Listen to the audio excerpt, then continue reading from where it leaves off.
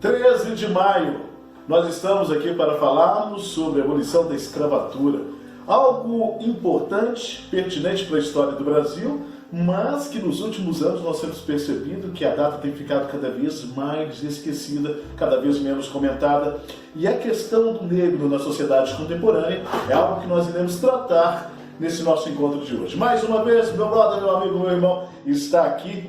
Ele de Alan Teófilo, especialista em História do Brasil, vai falar um pouquinho para nós sobre esse 13 de maio. Bom te ter aqui, meu brother. Tudo bom, né? Conta para nós o que representa o 13 de maio para a história nacional. Então, o 13 de maio é uma data carregada de símbolos, né, que é a abolição da escravatura, a lei assinada e aprovada pelo Congresso, né, pelo Parlamento na época, assinada pela Princesa Isabel, que estava como rei, como regente, né, que o rei estava de viagem, e o Parlamento ratificou, aprovou o Congresso, né. E a história aí que a lei foi assinada a lápis? Que... Sim, não. Tem toda uma piadinha em cima, né? Realmente, era uma prática, né? Até era prática as emendas aos projetos de lei, as coisas eram feitas a lápis, se pudesse fazer uma correção, né? Então essa história é séria? É real, é verídico? É verídico. Porque sempre foi uma piadinha, né? Não, foi. Sim, existe a piada e tal, mas isso era uma prática corriqueira no Congresso. Nós temos que olhar que nós estamos no final do século XIX, né? Não nos dias... Hoje é muito fácil. Sim. A gente tem que se projetar naquele período. Naquele período, né? Sim, justamente. Na questão do negro contemporâneo hoje, a gente em 2020, aqui você atribui pela data do 13 de maio, está cada vez menos lembrada. Né? Assim como também a questão do Tiradentes. Há pouco tempo nós tivemos Tiradentes aí, o feriado, e eu assisti, eu acho que uns 5, 6 telejornais, e nada se relatou a respeito de Tiradentes, né? Que até então é um herói nacional. Mas voltando para o 13 de maio, aqui você atribui esse descrédito pela data. Vamos lá, parece que isso é um fenômeno da sociedade moderna, né, que alguns pensadores chamam de bestialização da sociedade. Que a gente não recordar ver o passado como um senso crítico. Não só do negro, mas, exemplo, o 8 de março. O que é o 8 de março? É só o dia da mulher? Não, é o dia de reflexão, de luta, etc. É todo o contexto. Todo o contexto. Você tem que voltar na história para legitimar o presente, para projetar um futuro diferente. A questão do negro, que você está falando, 13 de maio, que é dia da abolição, que difere, assim, mas abolir os escravos, beleza, é o dia do próprio negro, da mídia, etc., ter consciência do seu papel na sociedade. Mas espera aí, houve a escravatura? Beleza. Nós foi o último país da América a abolir a escravidão. Sim. Nós devemos ter isso em mente. Primeiro ponto. Segundo, qual foi? Os negros foram indenizados? Não. O debate tem que se trazer à tona um debate mais amplo, né? E falta isso. Né? Eu acho que a mídia, a grande mídia, a sociedade também, ela não tenta, parece que colocou um tabu. Assim, você sabe. Não se fala sobre a questão, é isso? E quando fala, mas fala com. Fala de forma velada. De forma velada, olha, tal. Pisando em ovos. Pisando em ovos, por quê? Porque na verdade o negro não foi indenizado, não teve acesso à terra, não teve acesso, foi marginalizado, foi substituído pelo italiano e etc. E que aí eu acho que a gente também tem que promover esse debate e ter essa consciência. Olha, os problemas de hoje, sociais, estrutural, é herança da escravidão. Né? A maior parte... Então, quer dizer, apesar de nós termos tanto tempo pós-abolição, um reflexo social ainda... ele ainda é muito pertinente na história do Brasil. É isso que você está... Sim. Vamos lá. Primeiramente, se a gente olhar, a pobreza ela tem cor, tem endereço, né? Sim. Então, você vê a quantidade de negros nas universidades.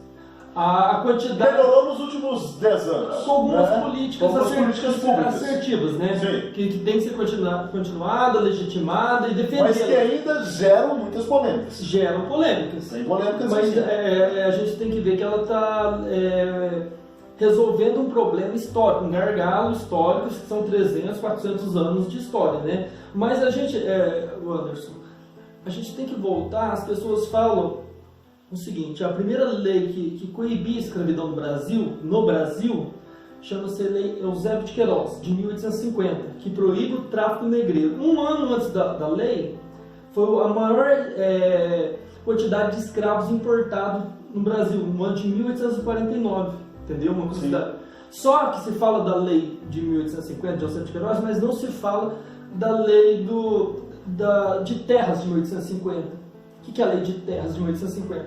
A partir dali já observava que a escravidão estava com os dias contados. Ela já estava... Era uma questão de tempo. Era uma questão de tempo.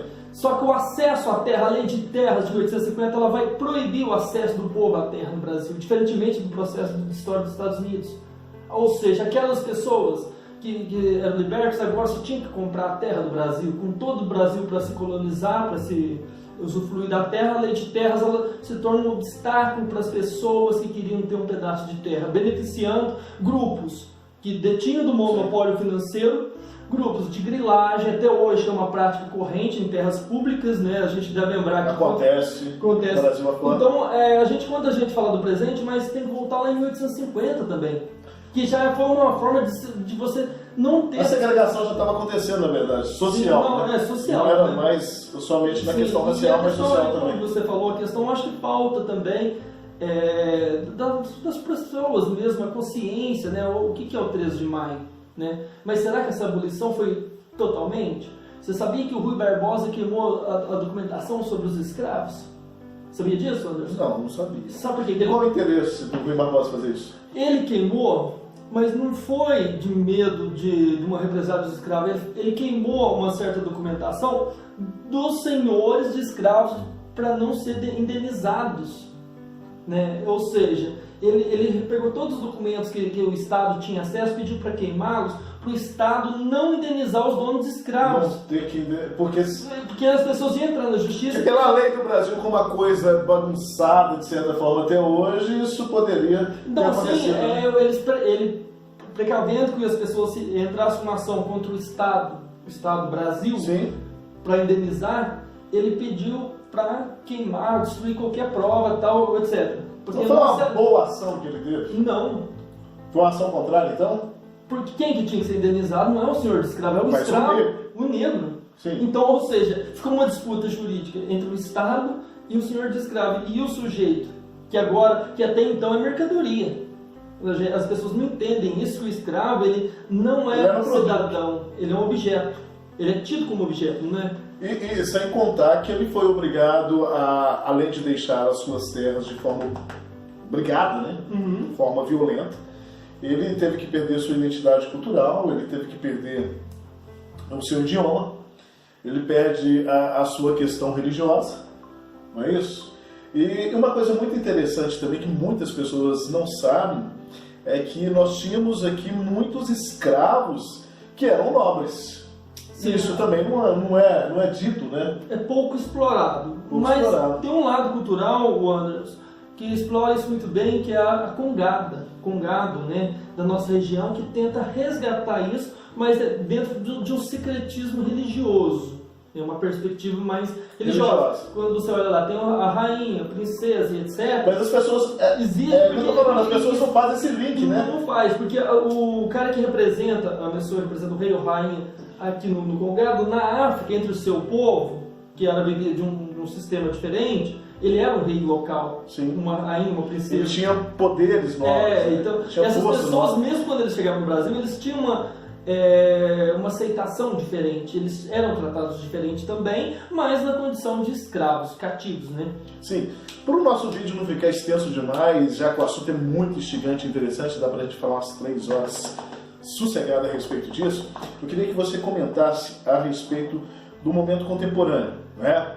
O negro no mercado de trabalho, o negro na política, o negro dentro dos movimentos sociais, a questão do negro com as cotas raciais, porque nós sabemos que existe ainda uma discriminação negra muito forte no Brasil, só que essa discriminação é velada. Então, eu como negro, né, posso falar isso de forma muito tranquila. Eu queria o seu ponto de vista enquanto historiador a respeito desse momento negro no Brasil contemporâneo.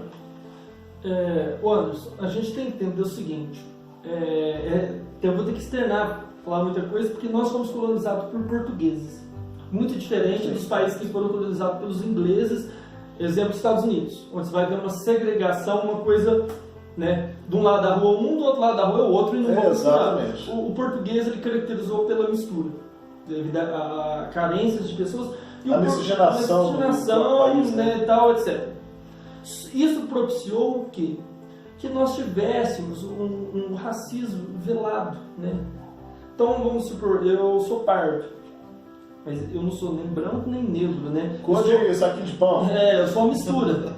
Então, às vezes, mas na mentalidade nossa, está embutido um certo racismo nas brincadeiras. Nas brincadeiras. Isso é serviço, né? Sim. Quando na entrada, na saída, tal, etc. Exatamente. E que não para de acontecer. E isso é um racismo velado que está impregnado dentro da mentalidade das pessoas. E a gente vem observando que uma mentalidade hoje também, os jovens, principalmente negros, eles são mais críticos a isso. Né? E está destruindo essa barreira cultural que está impregnada, né? E eu vou fazer uma observação. O negro, ele ganhou uma visibilidade maior foi na Guerra do Paraguai. Você sabia disso? Foi importantíssimo, né? Para essa questão. Não só para essa questão, mas é um fato que é pouco falado, que é uma vergonha do nosso país. Mas o contingente, grosso do contingente, eram homens negros, né? Que iam pro fronte, né? Que pro fronte, que a maior patente que eles poderiam alcançar era cabo, né? Sim. Sendo assim, eles ganham visibilidade, mas peraí, se a mesmo patamar atua como um branco, qual é a diferença? Aí entra a questão do movimento abolicionista que você vai ter na segunda metade, tal, etc. E depois você vai vendo, né, a questão até o primeiro deputado negro chamava-se Luiz Cláudio da Costa, foi eleito pelo estado da Guanabara, a cidade do Rio de Janeiro, formava um estado chamado Estado da Guanabara. Ele foi eleito e ele que vai propor um debate contra o combate racial. Você sabia disso? Foi o primeiro, né? Que nós já falamos a respeito dele. Foi o primeiro que trouxe o assunto. Engraçado, né? Incrível que pareça, a lei não foi por ele. Ele promoveu o debate, um deputado da UDN que apresentou. Nós já falamos isso no vídeo, né? Então, e agora, mais nos últimos anos, na última década, na outra década, nós tivemos a questão da lei de cotas, né? Cotas raciais, tal, que é um avanço gigante, né? Que propicia acesso às pessoas dos negros, né? Dos afrodescendentes, às instituições, né? Tanto quanto educacionais, no serviço do funcionalismo público. E eu acho particularmente, como professor universitário de uma universidade federal, eu acho importantíssima a questão da lei, e não pelo discurso de que o negro não é capaz, não é isso, mas é no viés, é no olhar daquilo que não foi compensado a ele um reparo histórico-social. Porque se nós pensarmos como surge a questão do problema social de moradia no Brasil, ele surge no Rio de Janeiro a partir do momento em que um negro ele é abolido, né, no 13 de maio, e ele vai morar na onde? Ele não tem lugar para morar. Ou ele se sujeita a continuar nas fazendas trabalhando a troco de comida, né, ou ele volta a nado para a África, que era algo impossível, ou ele começa a tentar arrumar um lugar para viver. Posso morar aqui? Não, aqui não, aqui também não, aqui também não. E lá naquele penhasco ali, naquele morro? Não, lá não dá para morar. De quem que pertence? Não pertence a ninguém. Então eu vou fazer uma casinha ali, vou ver ali. E ali começam as favelas no Brasil, né? A ideia surge toda por aí. Então nós vamos percebendo que a questão social, ela é histórica, né? Histórica, como eu falei, é questão da indenização, né? Sim, que não houve. Não houve indenização, e a lei de terras de 1850 proibiu o acesso a essa pessoa à terra. O que complicava ainda mais, né? Eu vou dar um exemplo muito simples.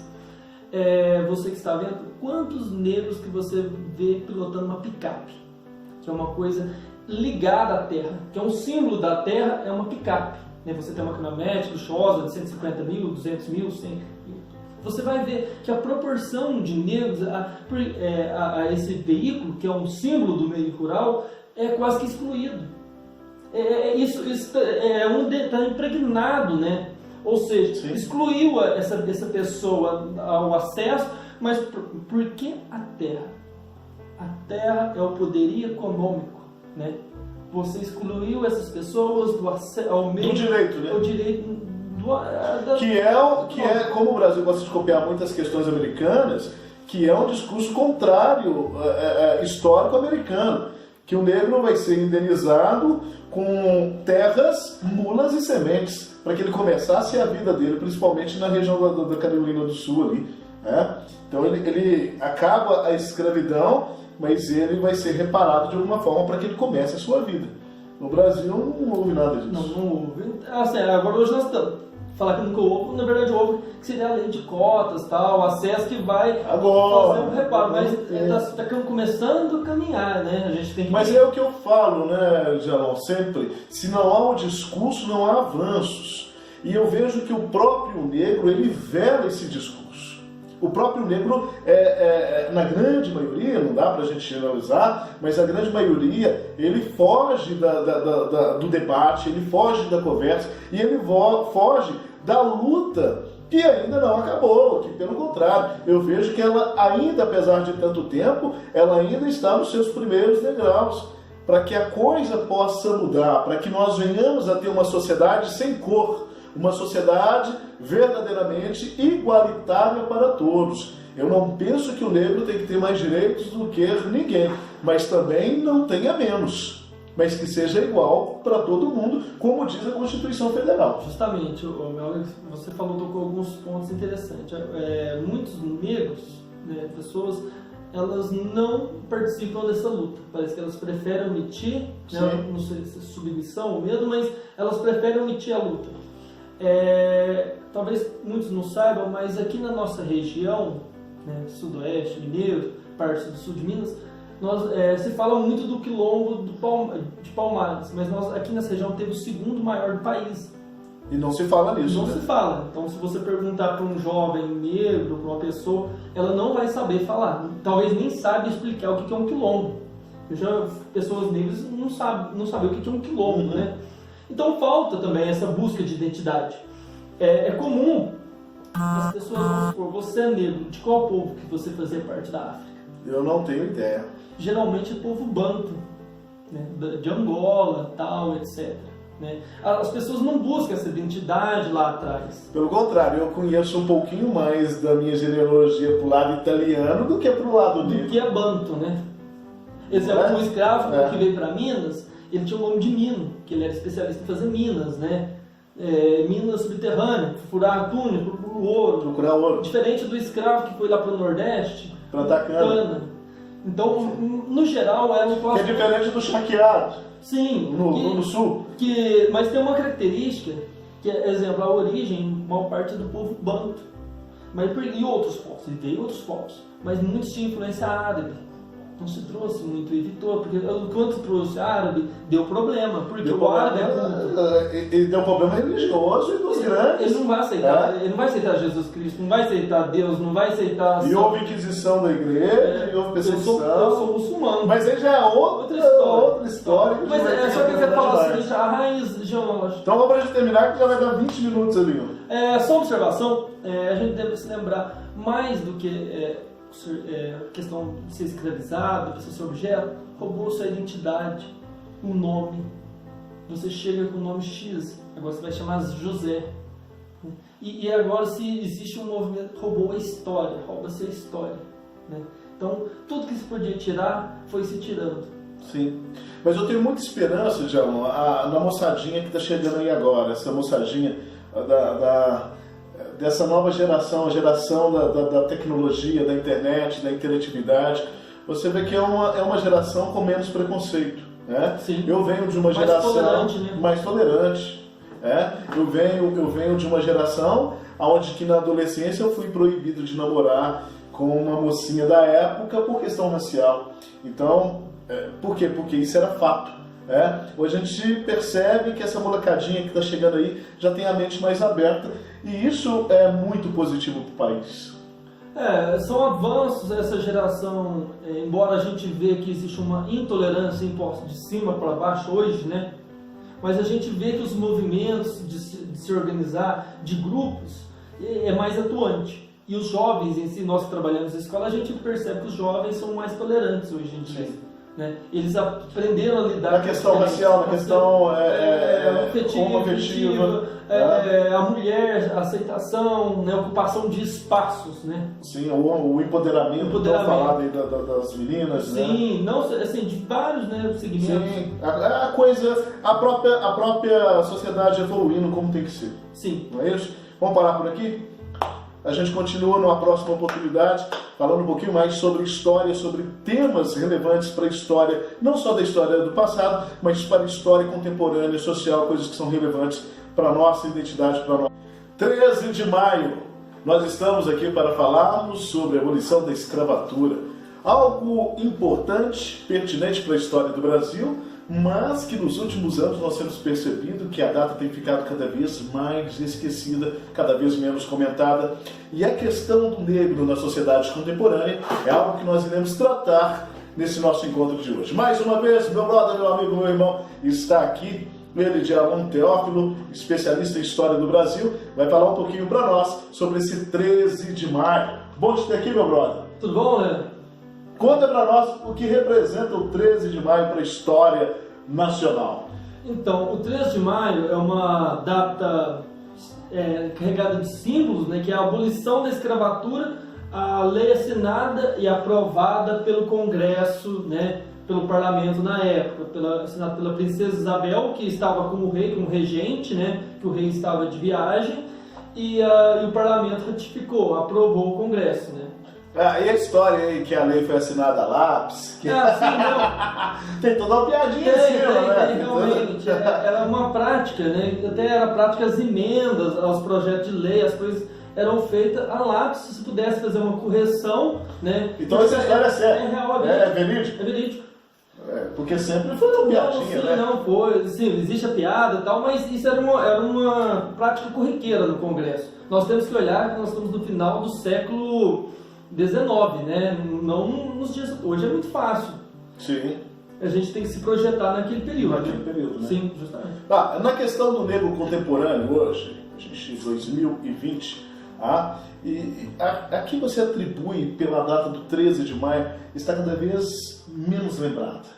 Né? Assim como também a questão do Tiradentes. Né? Há pouco tempo nós tivemos Tiradentes aí, o feriado, e eu assisti, eu acho que uns 5, 6 telejornais, em nada se relatou a respeito de Tiradentes, né? Que até então é um herói nacional. Mas voltando para o 13 de maio, aqui você atribui esse descrédito pela data. Vamos lá, parece que isso é um fenômeno da sociedade moderna, né, que alguns pensadores chamam de bestialização da sociedade. Que a gente não recordar ver o passado como um senso crítico. Não só do negro, mas, exemplo, o 8 de março. O que é o 8 de março? É só o dia da mulher? Não, é o dia de reflexão, de luta, etc. É todo o contexto. Todo o contexto. Você tem que voltar na história para legitimar o presente, para projetar um futuro diferente.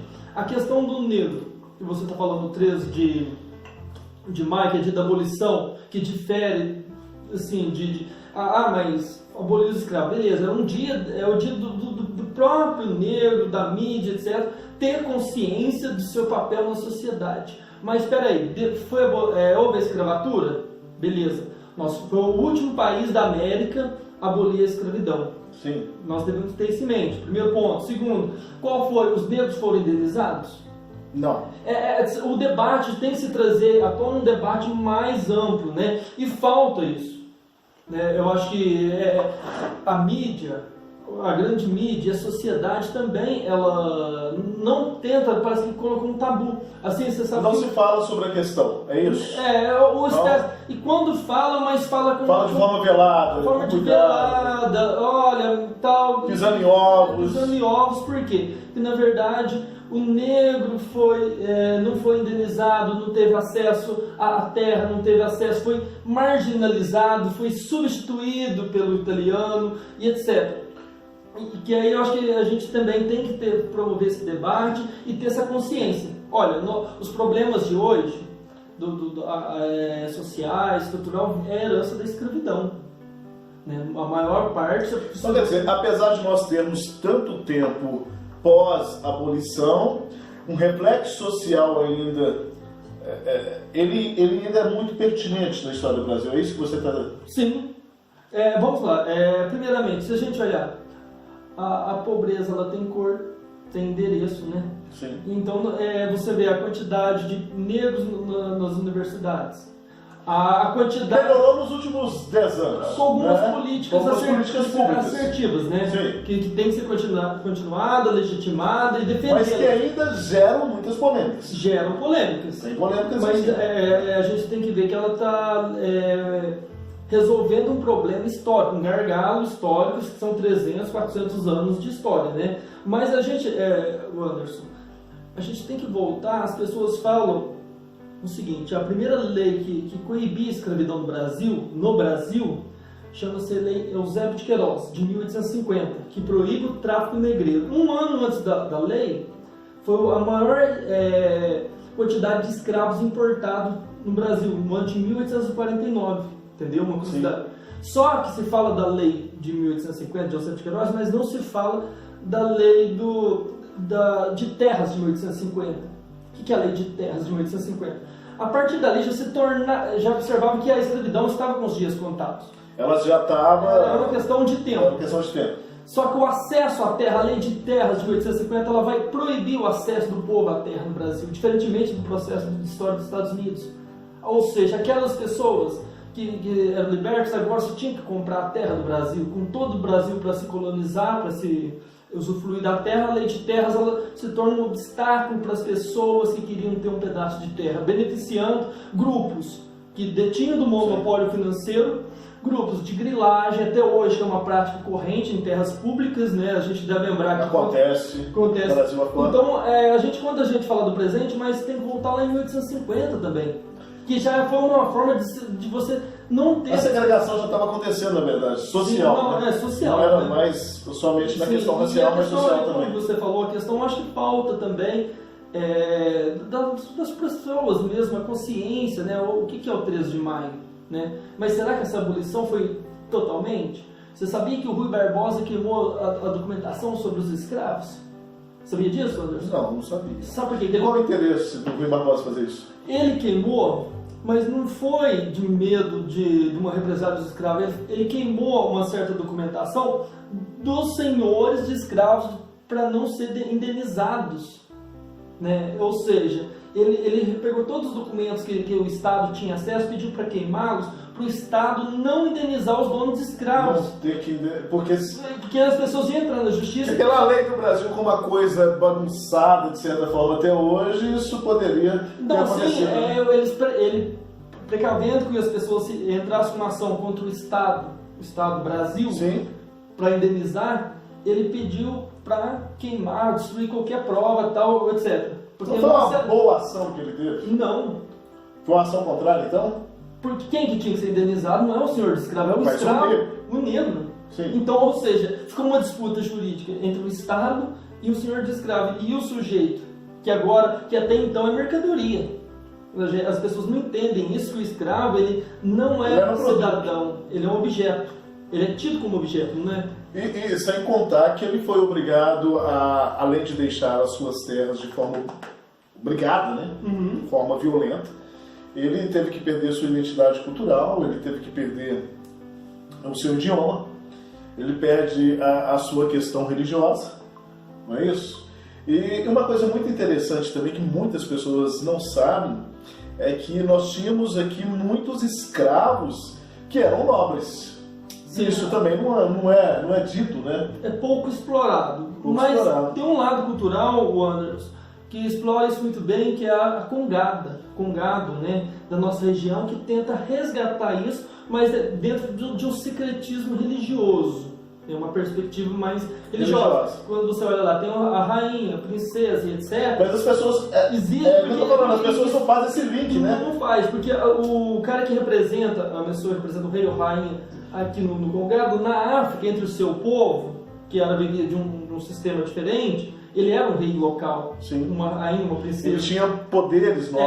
Então, essas pessoas, mesmo quando eles chegavam no Brasil, eles tinham uma aceitação diferente. Eles eram tratados diferente também, mas na condição de escravos, cativos, né? Sim.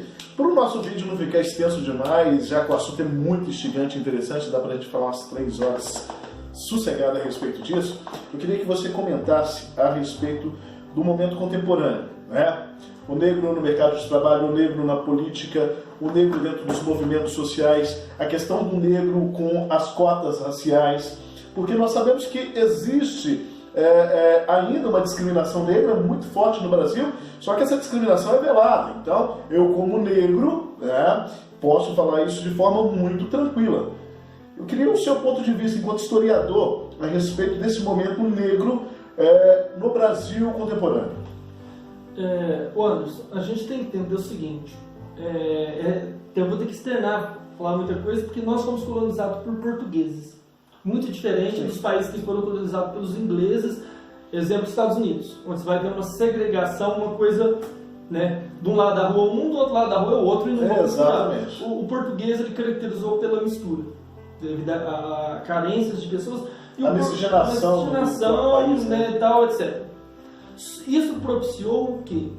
Que nós tivéssemos um racismo velado, né? Então, vamos supor, eu sou pardo, mas eu não sou nem branco nem negro, né? Cor de saquinho de pão. Eu sou uma mistura.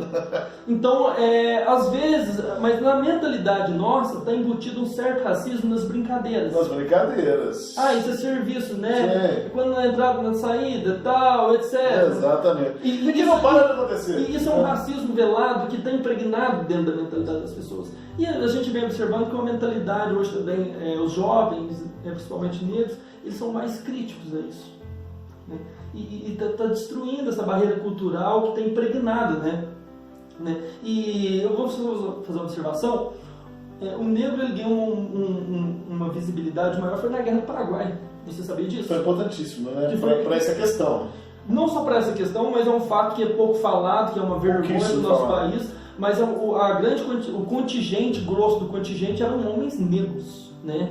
Que iam pro fronte, né? Que pro fronte, que a maior patente que eles poderiam alcançar era cabo, né? Sim. Sendo assim, eles ganham visibilidade, mas peraí, se a mesmo patamar atua como um branco, qual é a diferença? Aí entra a questão do movimento abolicionista que você vai ter na segunda metade, tal, etc.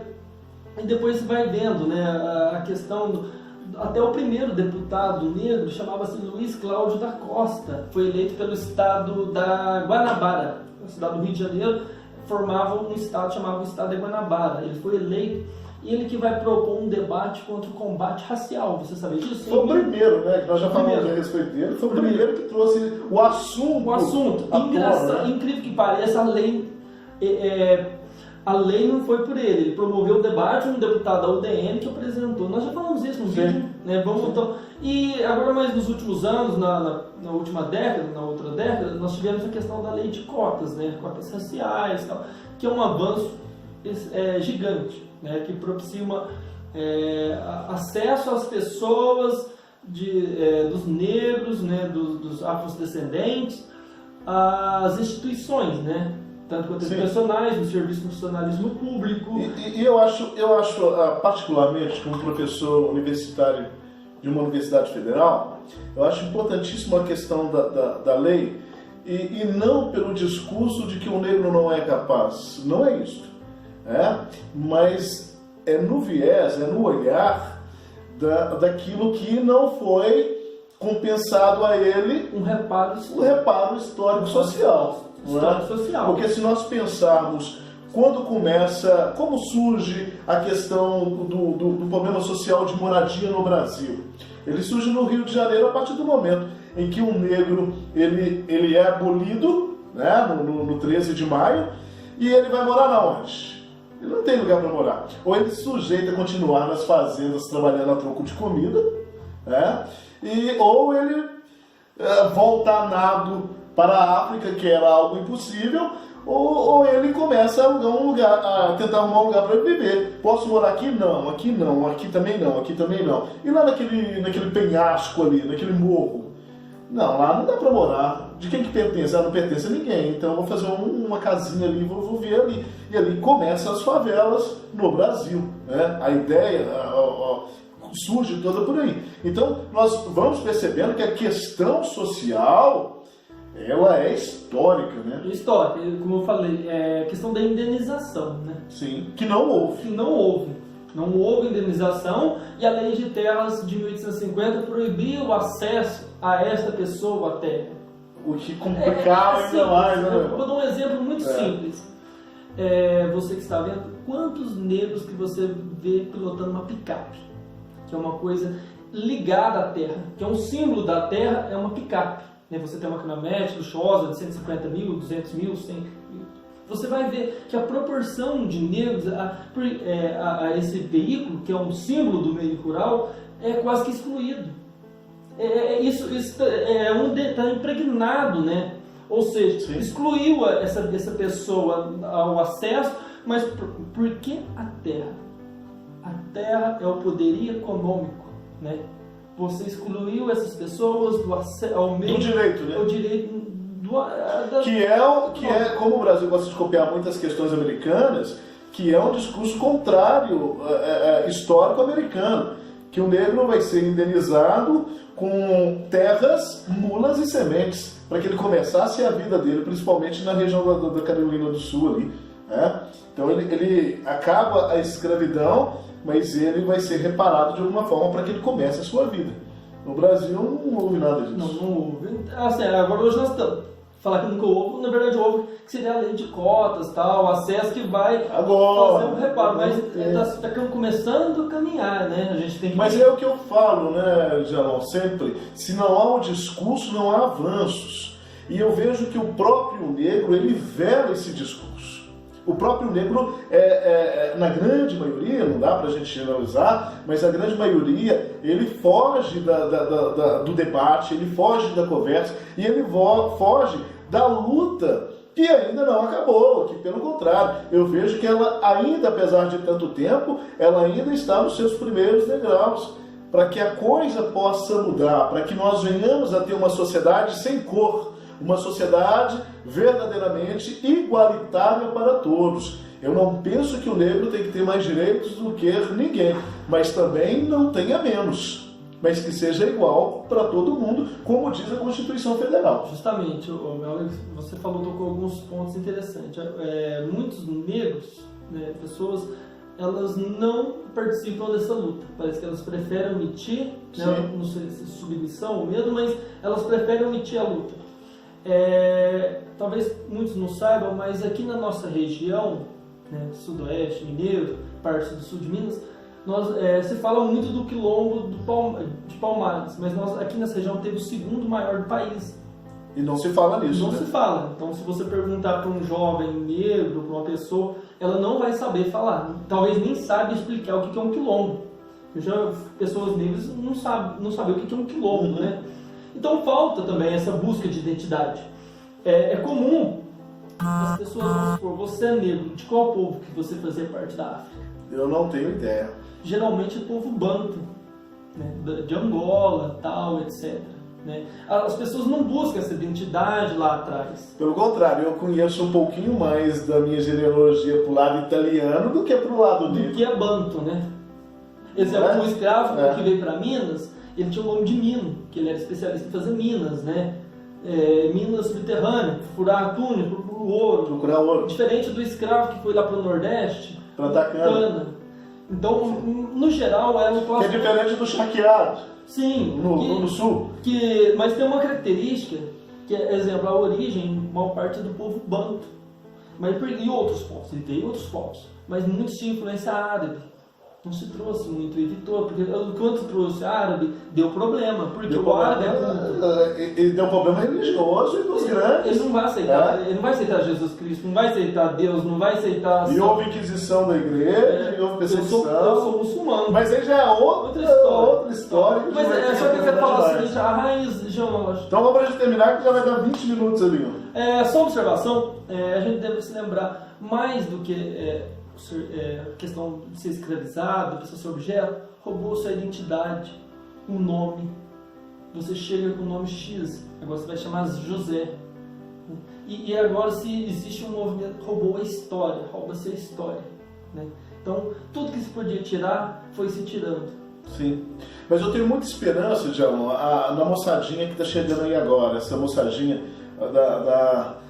dessa nova geração, a geração da tecnologia, da internet, da interatividade. Você vê que é uma geração com menos preconceito. Né? Sim. Eu venho de uma geração mais tolerante.